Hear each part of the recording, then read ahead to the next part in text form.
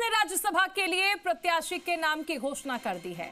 सांसद नीरज डांगी को फिर से प्रत्याशी बनाया गया है।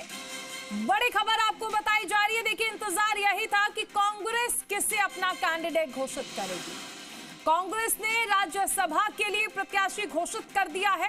सांसद नीरज डांगी को फिर से प्रत्याशी बनाया गया है। आज ही बीजेपी की ओर से भी अपनी ओर से नाम जो है उनका ऐलान किया गया। सतीश पुनिया, अलका गुज्जर, और तभी से माना जा रहा था कि कांग्रेस बीजेपी के पत्ते खुलने के बाद ही अपने ओर से किसे राज्यसभा भेजेगी, इसके नाम का ऐलान करेगी। और हुआ भी वैसा ही। फिलहाल कांग्रेस ने सांसद नीरज डांगी पर फिर से भरोसा जताया और उन्हें प्रत्याशी बनाया है। राज्यसभा के लिए प्रत्याशी घोषित कर दिया है कांग्रेस ने। तो कांग्रेस ने राज्यसभा के लिए प्रत्याशी घोषित कर दिया है। विष्णु हमारे साथ जुड़ गए हैं। विष्णु, देखिए, कांग्रेस ने भी अब नाम का ऐलान कर दिया है राज्यसभा के लिए नीरज डांगी का नाम। देखिए, लगातार कांग्रेस की लिस्ट का इंतजार किया जा रहा था और ये भी लगभग तय माना जा रहा था कि राजस्थान से एक बार फिर से जो नीरज डांगी है उनको रिपीट किया जाएगा। वो अभी भी मौजूदा समय में भी राजस्थान की राज्यसभा से सांसद है और एक बार फिर से कांग्रेस ने उनको मैदान में उतारा है।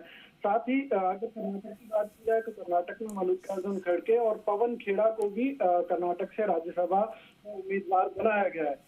देखिए, लगातार जो है कांग्रेस की इस लिस्ट का इंतजार किया जा रहा था। मध्य प्रदेश, राजस्थान, तमिलनाडु, झारखंड सहित तमाम जहां पर चुनाव होने थे उन तमाम जगहों पर कांग्रेस की ओर से जो उम्मीदवार हैं उनका नामों के जो ऐलान है वो कांग्रेस की ओर से कर दिए गए हैं। बहरहाल अगर राजस्थान में जो बीजेपी कांग्रेस दोनों की ओर से उम्मीदवार उतार दिए गए हैं, अगर इनके अलावा नॉमिनेशन नहीं होते हैं तो लगभग ये तय माना जा रहा है कि ये तीनों जो उम्मीदवार हैं वो राज्यसभा जाएंगे। जी ठीक है विष्णु, इस नाम के ऐलान के बाद देखिए, सबसे पहले यही माना जा रहा था कि बीजेपी अपने पत्ते खोलेगी और उसके बाद अब यहाँ पर क्या लग रहा है कि क्या रिएक्शन रहने वाला है, क्योंकि एक बार फिर से नीरज डांगी पर भरोसा जताया गया है, उन्हें फिर से प्रत्याशी बनाया गया है।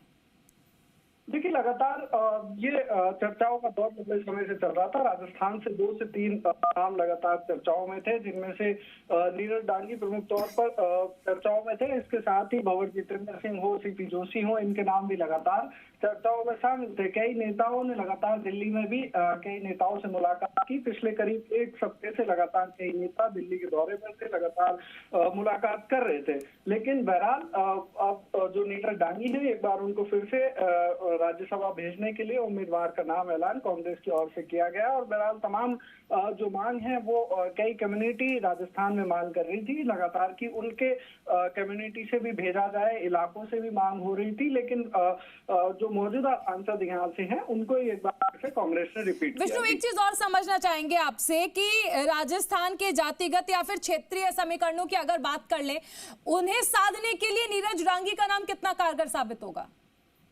देखिए, फिलहाल राजस्थान में जो चल रहा है, राजस्थान में कांग्रेस की सरकार नहीं है, किसी भी तरह की कोई खींचतान कांग्रेस नहीं चाहती थी। लिहाजा वजह से इस वजह को भी बहुत बड़ी वजह माना जा रहा है कि अगर किसी और का नाम लेके आते तो हो सकता है कोई खींचतान हो सकती थी पार्टी के अंदर। कई गुटों में आपसी जो खींचतान है वो देखने को मिल सकती थी। इस लिहाज से कांग्रेस ने जो पुराने जो यहाँ से सांसद है नीरज डांगी, उन्हीं को एक बार फिर से रिपीट किया है। और कांग्रेस लगातार जो वर्गों को साधने का प्रयास लगातार अलग अलग तरीके से करती आई है और राजनीतिक तमाम पार्टियां इस तरह से करती हैं, तो इसीलिए कांग्रेस की ओर से भी चला गया। जी, क्या अगर हम इस नाम को लेकर देखें तो लगता है, क्योंकि अगर कोई और बीजेपी की ओर से नाम का अनाउंसमेंट नहीं होता है तो नीरज डांगी का ये मान लिया जाता है कि वो राज्यसभा जाएंगे, लेकिन फिलहाल अभी से लेकर कोई जानकारी है कि क्या बीजेपी का अगला कदम क्या होगा? हालांकि बीजेपी ने अभी 2 ही नाम का अनाउंसमेंट किया है।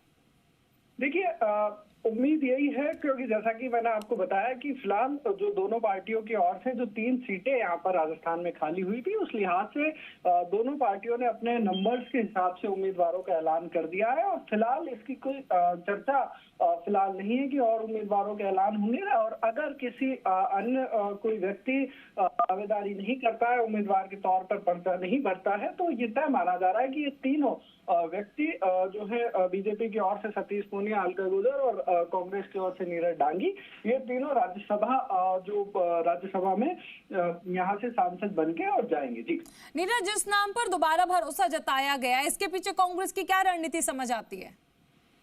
देखिए, अगर देखा जाए तो लगातार कांग्रेस जो है दलित कार्ड खेला है। पहले भी वो यहाँ से सांसद थे, और अगर उनको हटाया जाता और इनकी जगह रिपीट किया जाता और किसी और को लेके आया जाता तो कई जातिगत समीकरण कांग्रेस को साधने पड़ते और लंबी जो चर्चा है वो करनी पड़ती। लेकिन फिलहाल कांग्रेस ने एक तय फॉर्मेट के तहत, मतलब कहीं ना कहीं राजस्थान में जो सरकार नहीं है तो किसी भी तरह का विवाद कांग्रेस नहीं चाहती थी, इस लिहाज से भी इनका नाम फिर से रिपीट किया गया। जी चलिए, शुक्रिया इस तमाम जानकारी के लिए। विष्णु शर्मा हमारे साथ जुड़े। देखिए, एक बार फिर से कांग्रेस ने नीरज डांगी के नाम पर भरोसा जताया है। ऐसे में बहुत हद तक ये माना जा रहा है कि अगर बीजेपी की ओर से कोई तीसरे कैंडिडेट का नाम सामने नहीं आता है तो नीरज डांगी का राज्यसभा जाना तय माना जा रहा है। आज ही बीजेपी ने अपने 2 कैंडिडेट्स का नाम घोषित भी किया है। अलका गुज्जर और सतीश पूनिया को अनाउंस किया गया है उनके नाम को। अब ऐसे में क्योंकि देखिए 3 सीटें हैं, तीसरी सीट पर पेच तब फंस सकता है अगर बीजेपी किसी कैंडिडेट का नाम अनाउंस करती है, वरना नीरज डांगी को कांग्रेस की ओर से प्रत्याशी बना दिया गया है और अगर कोई तीसरा कैंडिडेट नहीं आता है तो ये राज्यसभा जा रहे हैं।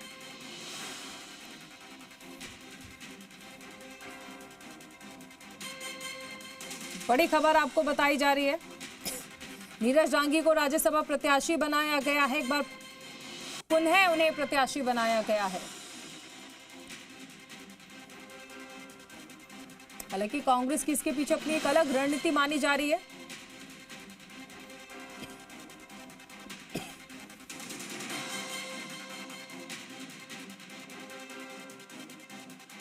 नामों का ऐलान हो चुका है।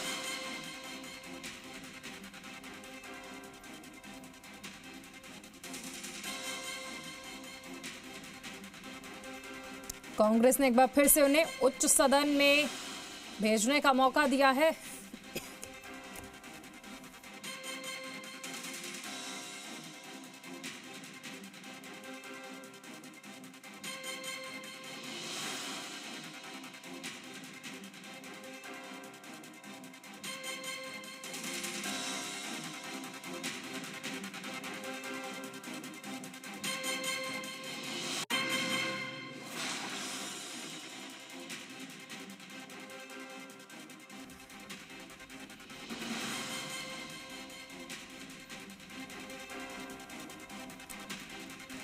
तो देखिए, 10 राज्य की 24 सीटों पर नामांकन की आखिरी तारीख 8 जून है और ऐसे में पार्टियों की ओर से पत्ते खोले जा रहे हैं।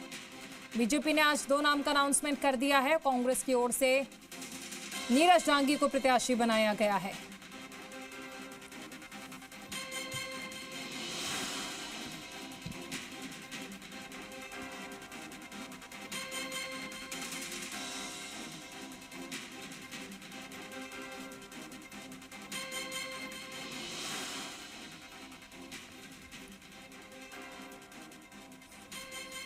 कांग्रेस सांसद उमेदाराम बेनवाल हमारे साथ जुड़ गए हैं। उमेदाराम जी, आखिरकार नाम का अनाउंसमेंट हो चुका है और क्या कहना चाहेंगे आप? बिल्कुल, केंद्रीय नेतृत्व का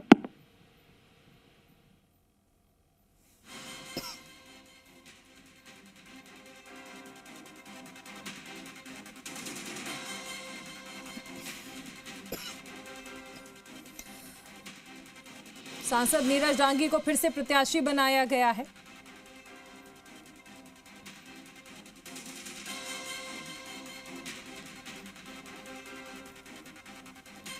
उमेदाराम जी हमारे साथ फिर से जुड़ गए हैं। उमेदाराम जी, पहला रिएक्शन आपका?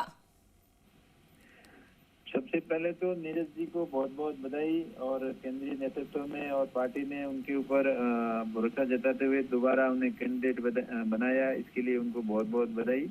और पार्टी के लिए अच्छा काम कर रहे हैं और आगे भी पार्टी को संगठित करके अच्छा काम करेंगे, उनको बहुत बहुत बधाई। जी, क्या देखिए पहले ही माना जा रहा था कि बीजेपी अपने पत्ते खोलेगी, उसके बाद ही कांग्रेस के नाम का अनाउंसमेंट होगा। हालांकि फिलहाल नीरज डांगी जी का नाम जो बताया गया है या अनाउंस किया गया है, इस पर किस तरह की प्रतिक्रिया आ रही है? क्योंकि एक बार फिर से भरोसा जताया गया, क्या रणनीति है इस पर? देखिए, नीरज जी ने पहले अपने कार्यकाल के अंदर अच्छा काम किया और केंद्रीय नेतृत्व में और संगठन में उनकी अच्छी पकड़ है और इसी वजह से उनके ऊपर दोबारा भरोसा जताया पार्टी ने। और हमें बहुत खुशी है कि वो आगे भी चलकर पार्टी के लिए अच्छा काम करेंगे और सबको साथ में लेके चलेंगे। एक चीज और देखिए, नीरज डांगी जी के नाम को अगर लेकर देखा जाए तो ये माना जा रहा है कि कांग्रेस ने मारवाड़ क्षेत्र को साधने की कोशिश की है। एक जाट नेता के तौर पर आप इस फैसले को किस तरह से देखते हैं? हम पार्टी ने जो फैसला किया उसका स्वागत करते हैं और निश्चित तौर पर मारवाड़ क्षेत्र के अंदर इनका बहुत ही अच्छा वर्चस्व है और आगे भी सबको साथ में लेके चलेंगे और पार्टी को मजबूती मिलेगी, नई मजबूती मिलेगी इनसे। ठीक है, बहुत शुक्रिया हमारे साथ जुड़ने के लिए। तो कांग्रेस सांसद उमेदाराम बेनीवाल हमारे साथ जुड़े। शुभकामनाएं भी दी इस नाम को लेकर। और देखिए, सबसे अहम चीज है कि कांग्रेस इस नाम के जरिए क्या वाकई एक बड़ा वोट बैंक साधने की कोशिश कर रही है।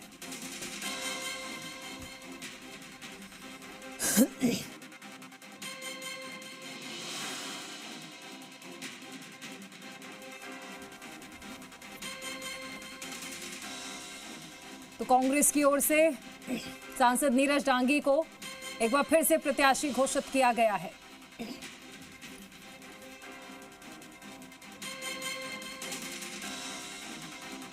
बीजेपी की ओर से भी आज देखिए अपने कैंडिडेट्स का नाम अनाउंस किया गया।